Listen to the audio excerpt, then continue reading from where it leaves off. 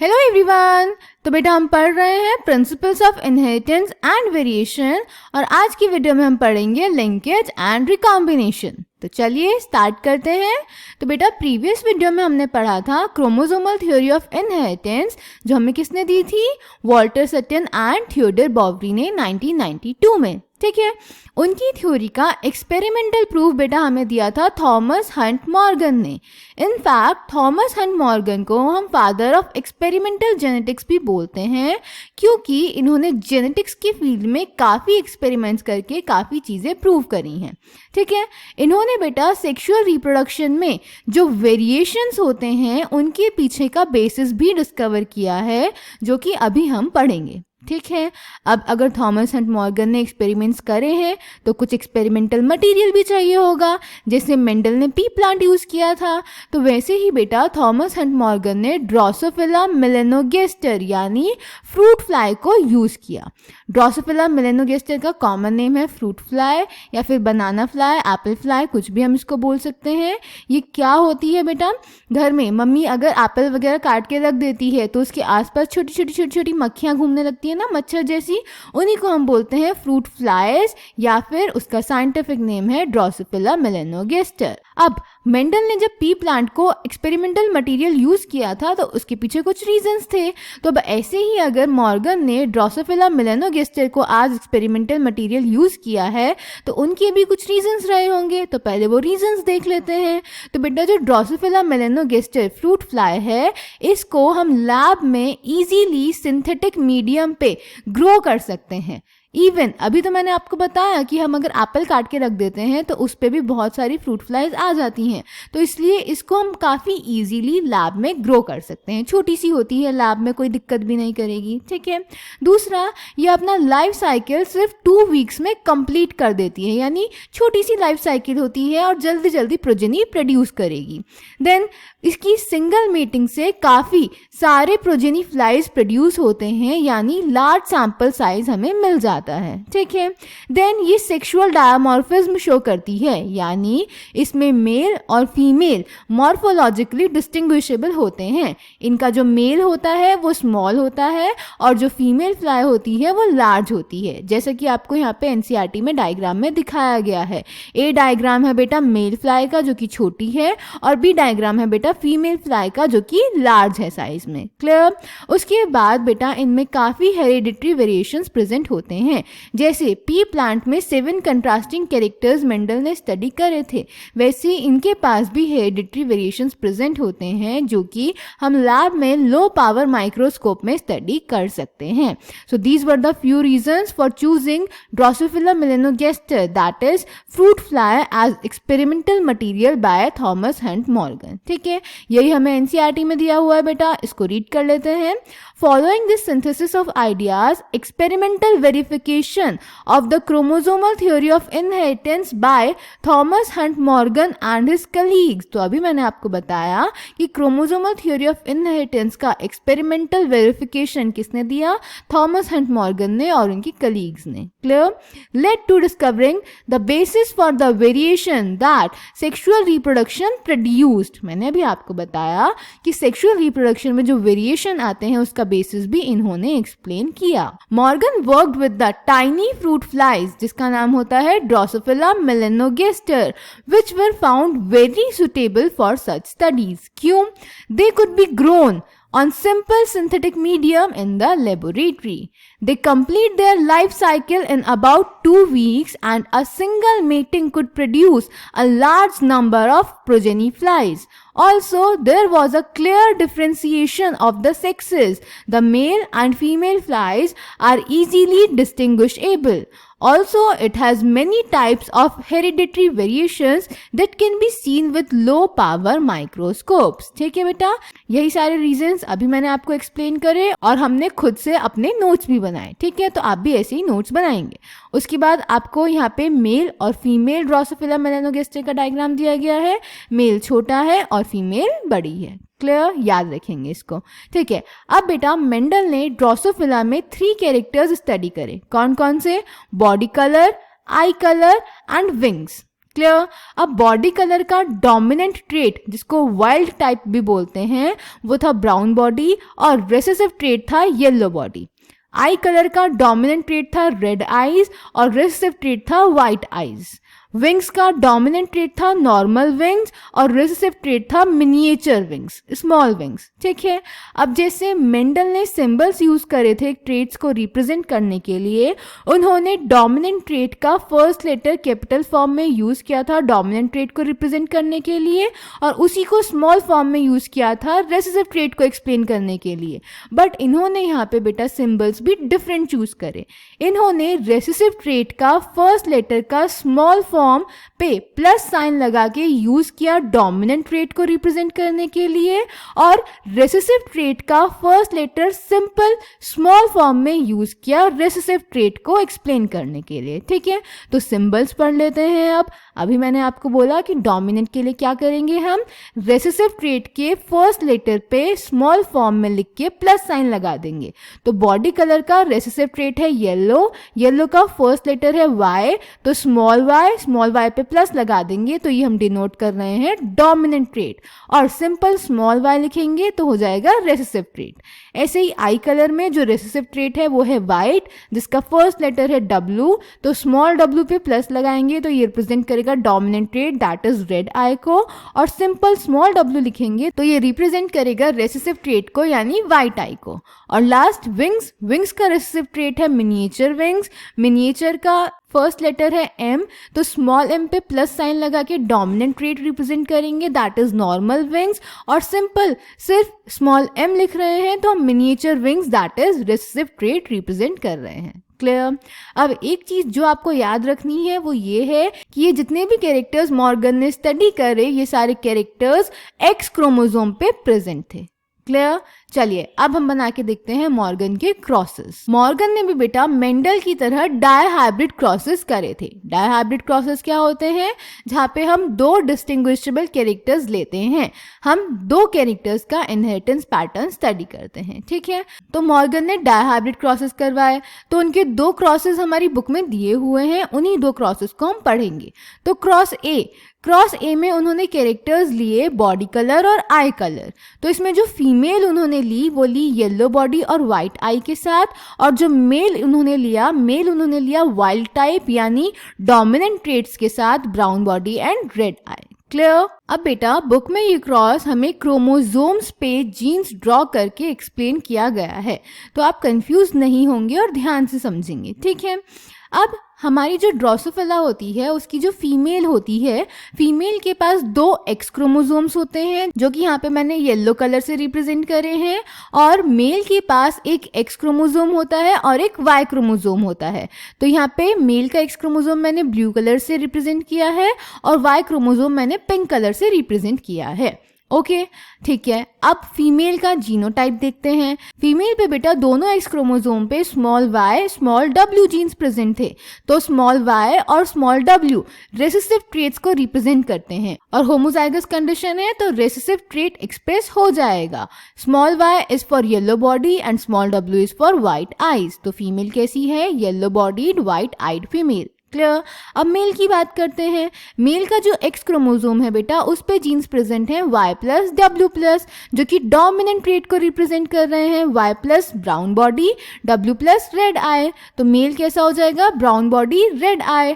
अब मेल का जो दूसरा सेक्स क्रोमोसोम है वो है Y क्रोमोसोम, और अभी मैंने आपको बताया कि इन सारे कैरेक्टर्स के लिए जो जीन्स हैं वो सिर्फ एक्स क्रोमोसोम पे प्रेजेंट है, Y पे नहीं, तो इसीलिए Y क्रोमोसोम पे कोई जीन नहीं होगा और X पे जो भी जीन्स होंगे वो रिप्रेजेंट हो जाएंगे। ठीक है, तो मेल है brown bodied red eyed. Clear. Okay, अब इनका गेमीट फॉर्मेशन कर लेते हैं। तो अभी हम क्रोमोसोमल थ्योरी ऑफ इनहेरिटेंस में पढ़ के आए हैं कि गेमीट फॉर्मेशन के टाइम पे जो क्रोमोसोम्स हैं वो अपने पेयर से सेग्रीगेट हो जाते हैं, जिसकी वजह से जीन पेयर भी सेग्रीगेट हो जाएंगे। तो जो फीमेल है, फीमेल के दोनों एक्स क्रोमोसोम एक दूसरे से सेपरेट हो जाएंगे, जिसकी वजह से जीन पेयर YW और YW भी सेपरेट हो गए। क्लियर। ऐसे ही मेल का सेग्रीगेशन कर देते हैं, तो मेल का एक्स क्रोमोसोम और वाई क्रोमोसोम दोनों सेपरेट हो जाएंगे। ठीक है, ये बन गए गैमीट्स। अब गैमीट्स का फर्टिलाइजेशन करवा देंगे तो F1 जनरेशन बन जाएगी, तो बना देते हैं। तो जब फीमेल का फर्स्ट एक्स क्रोमोसोम फ्यूज करेगा मेल के एक्स क्रोमोसोम से तो कंडीशन बनेगी एक एक्स क्रोमोसोम पे स्मॉल y स्मॉल w और दूसरे एक्स क्रोमोसोम पे y प्लस w प्लस। इसमें y plus w plus dominant है तो ये एक्सप्रेस करेगा, जिसकी वजह से फीमेल बनेगी ब्राउन बॉडी रेड आई के साथ। फीमेल क्यों बनी? क्योंकि 2 एक्स क्रोमोसोम्स हैं साथ में। क्लियर? देन जब फीमेल का फर्स्ट एक्स क्रोमोसोम मेल के वाई क्रोमोसोम के साथ फ्यूज करेगा तो कंडीशन बनेगी एक्स क्रोमोसोम पे YW जीन और दूसरा वाई क्रोमोसोम। अब क्योंकि एक एक्स और एक वाई क्रोमोसोम है तो मेल बनेगा, और एक्स क्रोमोसोम पे small y small w recessive trait के लिए जीन है तो एक्सप्रेशन हो जाएगा yellow body and white eye. Clear? अब सिमिलरली जब फीमेल का सेकेंड एक्स क्रोमोसोम मेल के एक्स क्रोमोसोम से फ्यूज करेगा तो सेम कंडीशन बनेगी, एक एक्स क्रोमोसोम पे YW दूसरे एक्स क्रोमोसोम पे Y plus W plus. 2 x chromosome है तो फीमेल बन जाएगी, डोमिनेंट एलील्स प्रेजेंट है तो यही एक्सप्रेस होंगे, तो wild type brown body red eyed female बन जाएगी। ठीक है। सिमिलरली जब फीमेल का दूसरा एक्स क्रोमोसोम मेल के Y क्रोमोसोम से फ्यूज करेगा तो वापस से सेम कंडीशन बनेगी कि एक्स क्रोमोसोम पे YW और एक Y क्रोमोसोम, एक X और एक Y है तो मेल बनेगा। X पे रिसेसिव ट्रेट के लिए जीन है स्मॉल y स्मॉल w तो yellow body white eyed male बन जाएगा। ठीक है, तो ये बन गई बेटा F1 जनरेशन। अब F1 जनरेशन में हम करवाएंगे इंटरक्रॉसिंग, यानी F1 जनरेशन के मेल और फीमेल के बीच में क्रॉस करवाएंगे। अब आप देखिए F1 जनरेशन में जितने भी मेल्स बने वो सब येलो बॉडी वाइट आई बने विद जीनोटाइप X क्रोमोसोम पे स्मॉल y स्मॉल w और Y क्रोमोसोम, यानी जीनोटाइप और फिनोटाइप दोनों ही सेम हैं। और जितनी भी फीमेल बनी उनका भी जीनोटाइप है X क्रोमोसोम पे YW और दूसरे X क्रोमोसोम पे Y प्लस W प्लस, और फिनोटाइप है ब्राउन बॉडी रेड आई। तो जितनी फीमेल्स बनी उनका भी जीनोटाइप फिनोटाइप सेम है। तो यहाँ पे हम किसी भी मेल और किसी भी फीमेल के बीच में क्रॉस करवाएंगे तो सेम ही रिजल्ट आएगा। ठीक है, तो इसको यहाँ पे हमारे पास जगह कम है तो हम दूसरी स्लाइड पे इसको समझ लेते हैं। तो यहाँ पर हमने एक फीमेल और एक मेल ले लिया। Female wild type with brown body and red eye और male yellow body and white eye. ठीक है, अब बनाते हैं बेटा इनके गेमीट्स। तो पहले हम मेल के गेमीट्स बना लेते हैं। तो again chromosomal theory of inheritance के बेसिस पे गेमीट फॉर्मेशन के टाइम पे दोनों क्रोमोसोम सेपरेट हो जाएंगे। तो एक एक्स क्रोमोसोम बन जाएगा with small y small w gene और एक y क्रोमोसोम बन जाएगा गेमीट के पास। ठीक है, ओके। अब फीमेल की बात करते हैं। फीमेल के भी दोनों एक्स क्रोमोसोम सेपरेट हो जाएंगे। तो एक गेमीट में जाएगा X chromosome with small y small w और दूसरे गेमीट में जाएगा दूसरा X chromosome with y plus and w plus. अब एक चीज और यहाँ पे ध्यान रखेंगे जो हमने पढ़ी थी क्लास 11th में सेल डिवीजन में। ड्रोसोफिला एक डिप्लॉयड ऑर्गेनिज्म है बेटा। इसके गेमीट्स अगर हमें बनाने हैं तो मियोसिस से बनाने पड़ेंगे। और मियोसिस में हमने पढ़ा था कि मियोसिस 1 में प्रोफेज 1 में लता जरा पानी दे दो, लेप्टोटीन, जाइगोटीन, पेकाइटीन, डिप्लोटीन, डायकाइनेसिस। इसमें से पेकाइटीन स्टेज पे क्रॉसिंग ओवर होता है बिटवीन होमोलोगस क्रोमोसोम्स, यानी जो सिमिलर क्रोमोसोम्स होते हैं उनके बीच में जेनेटिक मटेरियल का एक्सचेंज होता है जो कि रिकॉम्बिनेशन में रिजल्ट करता है और कुछ रिकॉम्बिनेंट्स बनते हैं। तो बेटा अगर यहाँ पर भी मियोसिस से गेमीट फॉर्मेशन हो रहा है तो यहाँ पर भी क्रॉसिंग ओवर होगा जिसकी वजह से नए कॉम्बिनेशंस बनेंगे, यानी जेनेटिक मटेरियल का एक्सचेंज होगा। तो जब बेटा एक्स क्रोमोसोम के बीच में, फीमेल के दोनों एक्स क्रोमोसोम के बीच में जेनेटिक मटेरियल एक्सचेंज होगा तो क्या पॉसिबिलिटी हो सकती है कि ये small y gene small w plus gene के साथ जा सकता है और w gene y plus gene के साथ जा सकता है। तो उस बेसिस पे हमारे दो नए टाइप के गेमीट्स भी बनेंगे, one having X chromosome with small y w plus gene and other having X chromosome with y plus and w gene. समझ में आई मेरी बात? ये किस वजह से हुआ? क्योंकि मियोसिस 1 के प्रोफेज 1 के पेकाइटीन स्टेज पे क्रॉसिंग ओवर यानी रिकॉम्बिनेशन हुआ। तो ये दो नए टाइप के गेमीट्स बनेंगे। ठीक है, पर मेल के ऐसे रिकॉम्बिनेंट्स नहीं बनेंगे। क्यों नहीं बनेंगे? क्योंकि मेल के पास एक्स और वाई क्रोमोसोम है जो कि होमोलोगस नहीं है। और हमने पढ़ा है कि crossing over, exchange of genetic material सिर्फ होमोलोगस क्रोमोसोम्स के बीच में होता है, नॉन होमोलोगस के बीच में नहीं। तो इसीलिए सिर्फ फीमेल के रिकॉम्बिनेंट्स बनेंगे, मेल के नहीं। क्लियर। अब हमने गेमीट्स बना दिए हैं, अब पुनेट स्क्वायर की हेल्प से इनकी क्रॉसिंग देख लेते हैं। तो एक तरफ हमने लिखे हैं फीमेल गेमीट्स और एक तरफ लिखे हैं मेल गेमीट्स। तो जब फीमेल का X chromosome having small Y small W gene fuse करेगा मेल के X chromosome having small Y small W gene के साथ, तो बनेगी recessive homozygous condition X chromosome having small Y small W gene, जिसका फिनोटाइपिक एक्सप्रेशन हो जाएगा yellow bodied white eyed female. Female क्यों? क्योंकि 2 एक्स क्रोमोसोम्स हैं। ठीक है, जब फीमेल का यही वाला क्रोमोसोम मेल के वाई क्रोमोसोम के साथ फ्यूज करेगा तो जीनोटाइप हो जाएगा X chromosome having small Y small W gene and Y chromosome. अब क्योंकि एक एक्स और एक वाई क्रोमोसोम है तो मेल बन जाएगा, और एक्स पे रेसेसिव ट्रेट के लिए जीन है तो एक्सप्रेशन हो जाएगा येलो बॉडी और वाइट आई। क्लियर? ठीक है। अब फीमेल का दूसरा gamete having X chromosome with Y plus W plus gene जब फ्यूज करेगा मेल के एक्स क्रोमोसोम के साथ having small Y small W gene, तो जीनोटाइप बनेगा X chromosome with Y plus W plus gene and X chromosome with Y W gene. अब क्योंकि दोनों एक्स क्रोमोसोम है तो फीमेल बनेगी। अब क्योंकि यहाँ पे एक एक्स क्रोमोसोम पे डोमिनेंट ट्रेट के लिए एलील्स प्रेजेंट है तो डोमिनेंट ट्रेट एक्सप्रेस हो जाएगा और फीमेल हो जाएगी ब्राउन बॉडी और रेड आई के साथ। क्लियर? जब फीमेल का यही वाला क्रोमोसोम मेल के वाई क्रोमोसोम के साथ फ्यूज करेगा तो जीनोटाइप हो जाएगा X chromosome having Y plus W plus gene and Y chromosome. अब क्योंकि एक एक्स और एक वाई है तो मेल एक्सप्रेस होगा, और क्योंकि एक्स क्रोमोसोम पे डोमिनेंट ट्रेट के लिए एलील्स हैं तो फिनोटाइप हो जाएगा ब्राउन बॉडी रेड आई। और ये दोनों जो डोमिनेंट ट्रेट वाले ऑर्गेनिजम्स बने मेल और female brown body and red eyed वाले, ये होते हैं वाइल्ड टाइप। ठीक है।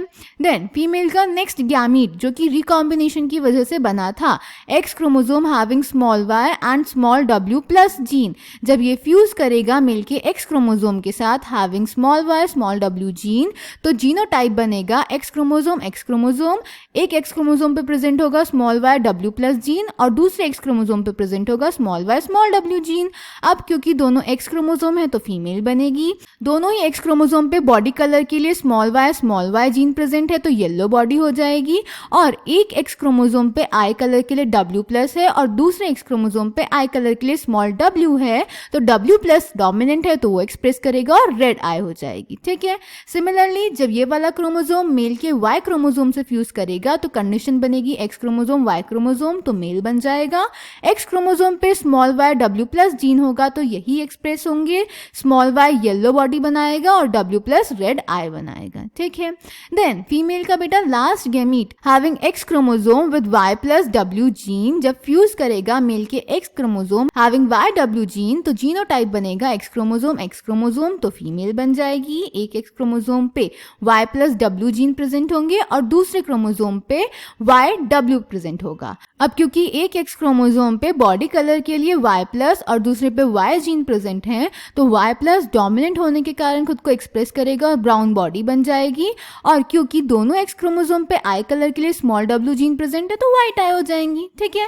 सिमिलरली जब ये क्रोमोसोम मेल के वाई क्रोमोसोम से फ्यूज करेगा तो कंडीशन होगी X chromosome having Y plus W gene and Y chromosome. अब क्योंकि एक एक्स और एक वाई प्रेजेंट है तो मेल बनेगा, और एक्स पे क्योंकि वाई प्लस और डब्ल्यू जीन प्रेजेंट है तो यही एक्सप्रेस होंगे, और वाई प्लस डोमिनेंट है तो ब्राउन बॉडी बनेगी और डब्ल्यू से व्हाइट आई बनेंगी। ठीक है। तो ये बनेंगे F2 जनरेशन के ऑफस्प्रिंग्स। क्लियर? अब बेटा इसमें देखिए जो ये हमने फर्स्ट 4 ऑफस्प्रिंग्स बनाए हैं, female having yellow body and white eye, female having brown body and red eye, male having yellow body and white eye and male having brown body and red eye. ये तो parental combinations है ना, जो हमने parents लिए थे वो देखिए वो भी येलो बॉडी और व्हाइट आई और ब्राउन बॉडी और रेड आई के साथ लिए थे, और यहाँ पे ये जो ऑफस्प्रिंग्स बने ये भी सारे येलो बॉडी व्हाइट आई या फिर ब्राउन बॉडी और रेड आई के साथ बने, तो ये पेरेंट्स को रिजेंबल कर रहे हैं अपने फिनोटाइपिक एक्सप्रेशन में। ठीक है। तो इसीलिए इनको हम बोलेंगे पेरेंटल टाइप, और ये कितने परसेंट बने? 98.7%। ठीक है। बट नेक्स्ट 4 ऑफस्प्रिंग्स देखिए बेटा, ये बने येलो बॉडी रेड आई और ब्राउन बॉडी व्हाइट आई के साथ, जो कि पेरेंट को रिजेंबल नहीं कर रहे हैं। इनका जो कुछ एक्सप्रेशन है वो कुछ नया है, तो इसीलिए इनको हम बोलते हैं रिकॉम्बिनेंट टाइप। क्यों? क्योंकि ये रिकॉम्बिनेशन की वजह से बने हैं, और ये कितने परसेंट बने? 1.3%। ठीक है। तो ये तो था मॉर्गन का फर्स्ट क्रॉस। ऐसी ही उन्होंने क्रॉस बी करवाया। क्रॉस बी भी डायहाइब्रिड क्रॉस था। इस क्रॉस में जो दो कैरेक्टर्स उन्होंने लिए वो था आई कलर एंड विंग साइज। ठीक है, इसमें जो फीमेल उन्होंने ली वो ली रेसेसिव ट्रेट के साथ यानी वाइट बॉडी और मिनिएचर विंग्स के साथ, और जो मेल उन्होंने लिया वो अगेन वाइल्ड टाइप लिया यानी डोमिनेंट ट्रेट के साथ यानी रेड आई और नॉर्मल विंग्स के साथ। ओके, अब इनका जीनोटाइप देख लेते हैं। तो फीमेल के पास दोनों एक्स क्रोमोसोम होंगे, उन पे रेसेसिव एलील्स प्रेजेंट होंगे small w small m and small w small m। मेल के पास एक एक्स क्रोमोसोम होगा, एक वाई क्रोमोसोम होगा और एक्स क्रोमोसोम पे डोमिनेंट एलील्स प्रेजेंट होंगे W+ एंड M+। अब इनके गैमीट्स बना देते हैं। तो फीमेल के गैमीट्स हो जाएंगे एक्स क्रोमोसोम हैविंग WM, ऐसे ही दूसरा भी गैमीट हो जाएगा X chromosome having WM। Male के दो गैमीट्स हो जाएंगे, one having X chromosome with W+ M+ and one having Y chromosome. इनका फ्यूजन करवा देंगे तो F1 जनरेशन बन जाएगी। तो जब फीमेल का पहला एक्स क्रोमोसोम मेल के एक्स क्रोमोसोम से फ्यूज करेगा तो बन जाएगा XX यानी फीमेल। एक एक्स क्रोमोसोम पे स्मॉल w स्मॉल m है और दूसरे एक्स क्रोमोसोम पे W+ M+ है, यानी एक एक्स क्रोमोसोम पे डोमिनेंट एलील्स प्रेजेंट हैं तो वही खुद को एक्सप्रेस करेंगे। तो फिनोटाइपिक एक्सप्रेशन हो जाएगा red body and normal wings, जो कि वाइल्ड टाइप है। ठीक है, इनफैक्ट जो दूसरी फीमेल बनेगी, फीमेल के दूसरे एक्स क्रोमोसोम के मेल के एक्स क्रोमोसोम के फ्यूजन के साथ वो भी सेम ही बनेगी जैसा कि क्रॉस ए में बनी थी। क्लियर? देन जब फीमेल का एक्स क्रोमोसोम फ्यूज करेगा मेल के वाई क्रोमोसोम के साथ तो दोनों ही कंडीशन में सेम जीनोटाइप और सेम फिनोटाइप एक्सप्रेशन होगा। X chromosome having small w small m gene and Y chromosome. Clear? दोनों में वाई क्रोमोसोम और एक्स क्रोमोसोम है तो मेल बनेगा, और क्योंकि एक्स क्रोमोसोम पे small w small m gene है यानी रेसेसिव ट्रेट के लिए जीन है तो रेसेसिव ट्रेट एक्सप्रेस हो जाएगा यानी white body and miniature wings. ठीक है, तो इस क्रॉस में भी F1 जनरेशन में जितने मेल्स बने वो सिमिलर बने और जितनी फीमेल्स बनी वो भी सिमिलर बनी। तब यहाँ पर भी हम इंटर क्रॉस करवा देंगे। तो अगेन हम कोई एक फीमेल और कोई एक मेल नोट कर लेते हैं। तो फीमेल का जीनोटाइप है x chromosome with small w small m and X chromosome with W+ M+, और मेल का जीनोटाइप है x chromosome with W, M and Y chromosome. ठीक है, अगेन फिर से इनके गैमीट्स बनाते हैं। तो मेल के पास तो एक्स और Y क्रोमोसोम है तो रिकॉम्बिनेशन नहीं होगा और दो सिंपल से गैमीट बन जाएंगे, x chromosome having W and M gene और दूसरे गैमीट के पास Y क्रोमोसोम होगा। पर फीमेल के पास पहले तो नॉर्मल गैमीट्स बनेंगे, x chromosome having W M gene and दूसरे गैमीट के पास एक्स क्रोमोसोम होगा with W+ and M+ gene. पर फीमेल के पास होमोलोगस क्रोमोसोम्स हैं तो मियोसिस 1 के प्रोफेज 1 के पे काइटिन पे क्रॉसिंग ओवर यानी रिकॉम्बिनेशन होगा और रिकॉम्बिनेंट्स बनेंगे। तो वो रिकॉम्बिनेंट्स क्या हो जाएंगे, x chromosome having W and M+ gene and X chromosome having W+ and M gene. तो फीमेल के 4 टाइप के गैमेट्स बन जाएंगे। तो अगेन F2 जनरेशन बना लेते हैं पुनेट स्क्वायर की हेल्प से। तो एक साइड हमने फीमेल गैमीट्स लिखे हैं और एक साइड हमने मेल गैमीट्स लिखे हैं।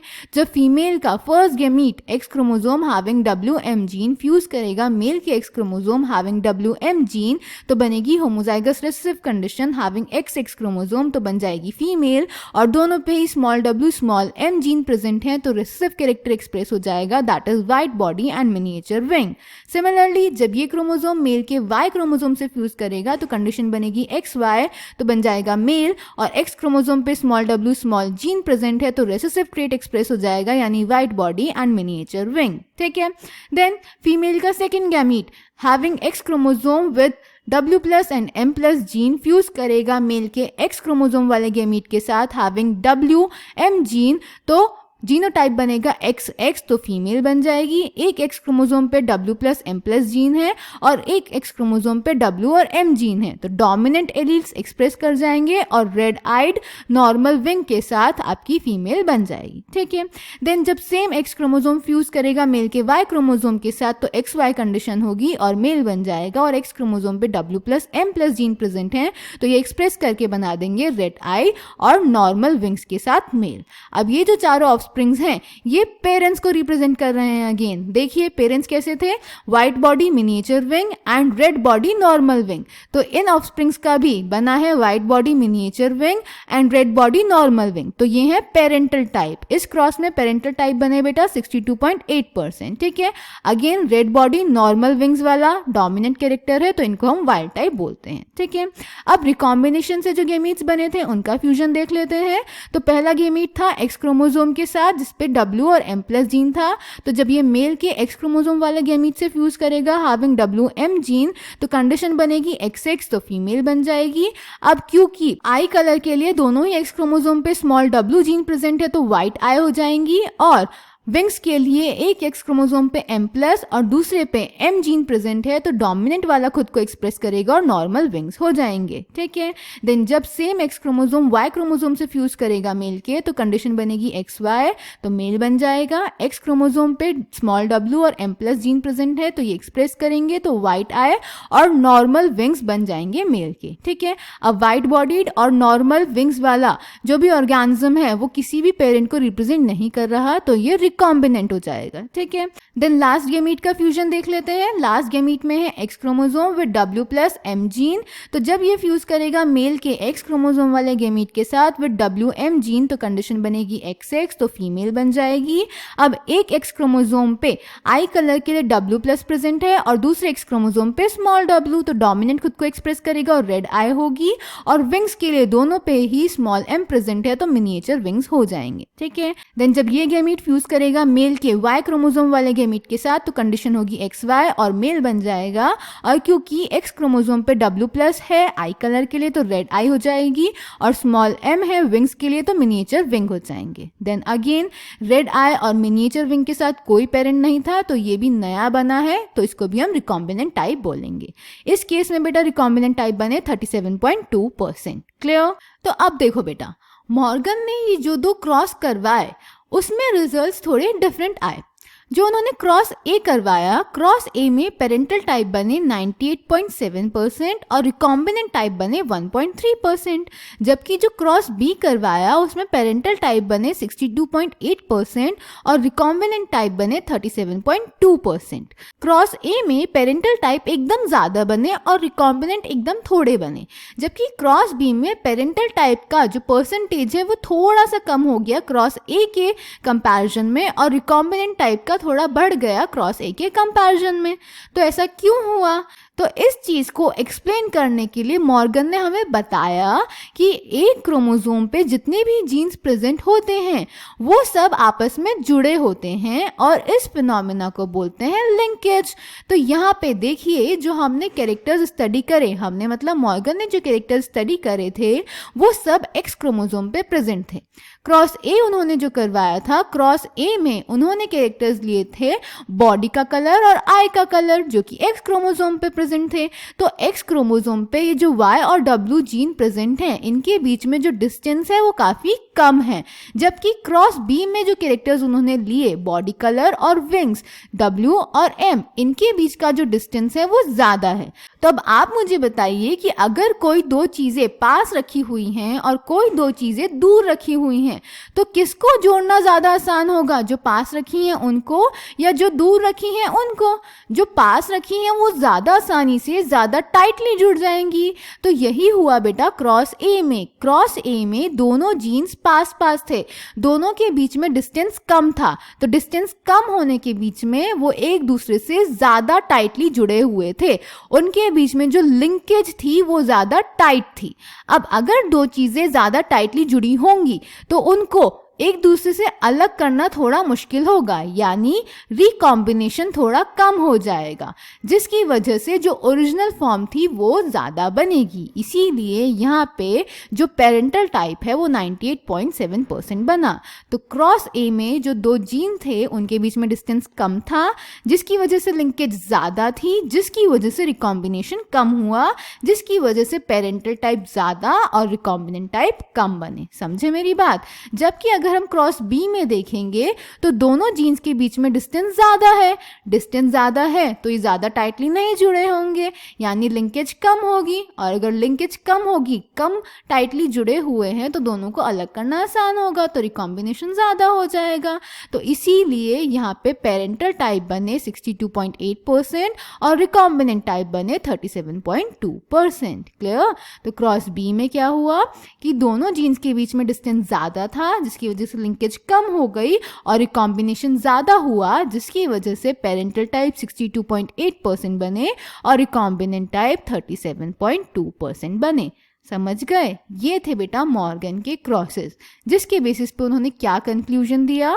Morgan observed that the two genes did not segregate independently of each other and the F2 ratio deviated very significantly from 9:3:3:1. Mendel ने हमें क्या कहा था कि जो जीन पेयर्स हैं वो गेमीट फॉर्मेशन के टाइम पे इंडिपेंडेंटली सेग्रीगेट करेंगे और उनका डायहाब्रिड क्रॉस का F2 जनरेशन का फिनोटाइपिक रेशियो आया था 9:3:3:1. जबकि मॉर्गन ने जो क्रॉसेस करे उस बेसिस पे उन्होंने बोला कि जीन्स का जो सेग्रीगेशन है वो इंडिपेंडेंटली नहीं हो रहा है, जिसकी वजह से F2 जनरेशन का जो फिनोटाइपिक रेशियो है वो 9:3:3:1 से सिग्निफिकेंटली डेविएट कर रहा है. ठीक है, ये क्यों बोला उन्होंने? क्योंकि अभी हमने देखा कि क्रॉस ए में और क्रॉस बी में दोनों में अलग अलग रिजल्ट्स आए, विच मीन्स कि जो हमारे जीन्स हैं वो इंडिपेंडेंटली सेग्रीगेट नहीं कर रहे हैं. रिकॉम्बिनेंट टाइप भी तो बन रहे हैं ना इसमें, और ये रिकॉम्बिनेंट टाइप किस पे डिपेंड कर रहा है? जीन्स के बीच में लिंकेज पे. क्लियर? तो फर्स्ट पॉइंट समझ आया आपको?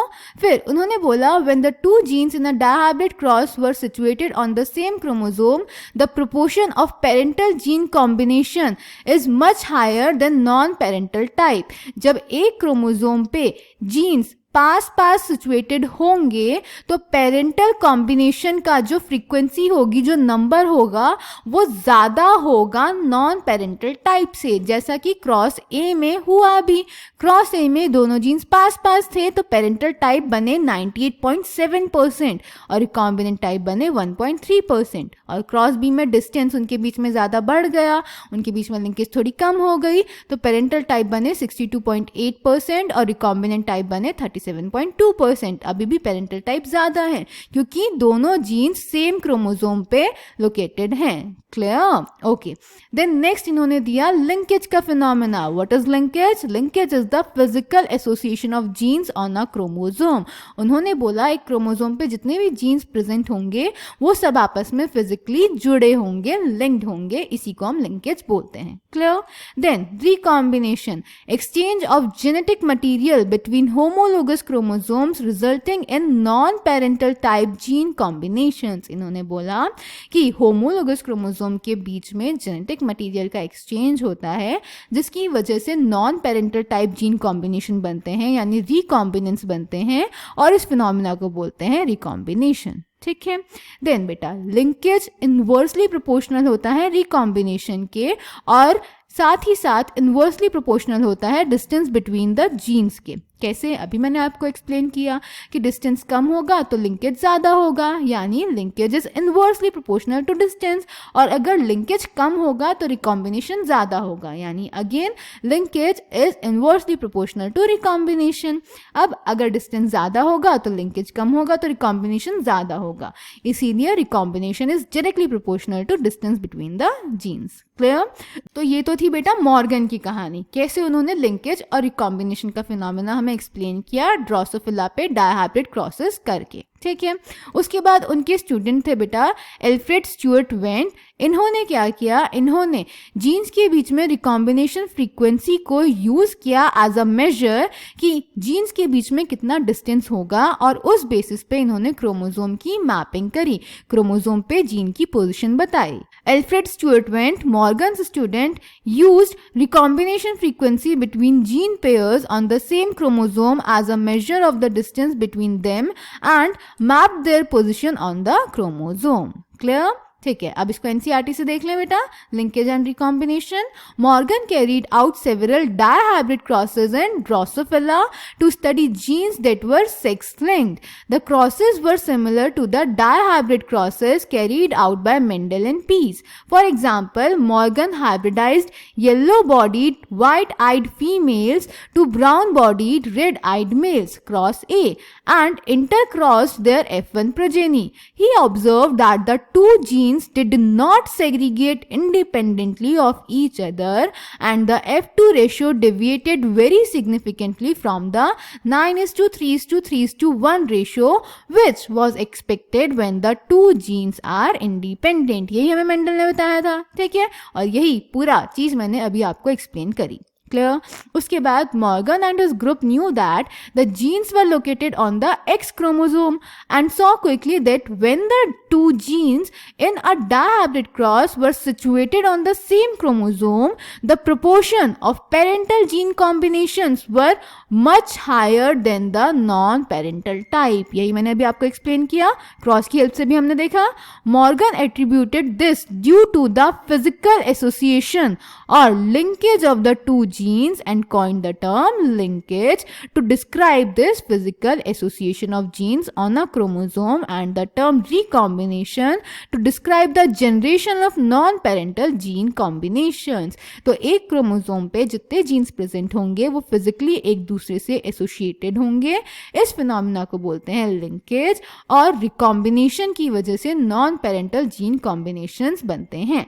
Clear? Morgan and his group also found that even when genes were grouped on the same chromosome, some genes were very tightly linked, showed very low recombination, जो कि हमें दिखाया गया है फिगर 4.11 में क्रॉस ए में, जो कि हमने भी ड्रॉ किया बेटा.